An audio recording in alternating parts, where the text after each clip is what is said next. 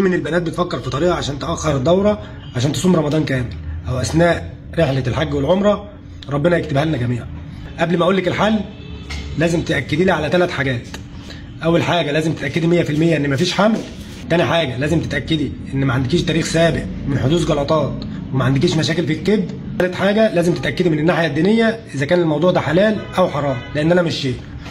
اول واشهر حبوب لتاخير الدوره الشهريه هو الاسترونات 5 مللي جرام اقراص، وده بتبداي فيه قبل ميعاد الدوره الشهريه ب5 ايام. تاخدي حبايه بعد الفطار وحبتين بعد السحور، وبتستمر على كده.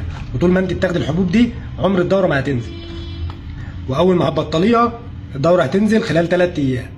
وطبعا الحبوب دي ليها اثار جانبيه كتير زي الصداع، زي احتباس السوائل وزياده الوزن شويه. كمان الدورات اللي بعد كده ما بتجيش بانتظام، وكمان ممكن تعمل لك شويه نزيف في الدوره. تلاحظ ان دم الدوره بقى غامق شويه، وكمان ممكن تلاقي كتل دمويه اثناء الدوره.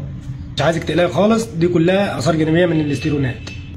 اما النوع الثاني اللي انا شخصيا بفضل اوصفه هو الدوفاستون، وده بيستخدم قبل ميعاد الدوره ب5 ايام برضه. بيستخدم حبايه بعد الفطار وحبايه بعد السحور. وطول ما انت بتاخدي الحبوب دي الدوره مش هتنزل، واول ما هتوقفيها الدوره هتنزل خلال 3 ايام. وده اعراض جانبيه اقل شويه من الاستيرونات. كمان الحبوب دي لو في دوره هتاخرها، ولو في حمل هتثبته. النوعين دول من اشهر انواع تاخير الدوره خلال رمضان، بس طبعا ما ينفعوش لكل الناس. لازم تستشير الطبيب او الصيدلي قبل ما تاخدي الحبوب دي. كمان لو عندك اي استفسار سيبهولي في التعليقات وانا هرد عليك. وكل سنه وحضراتكم طيبين.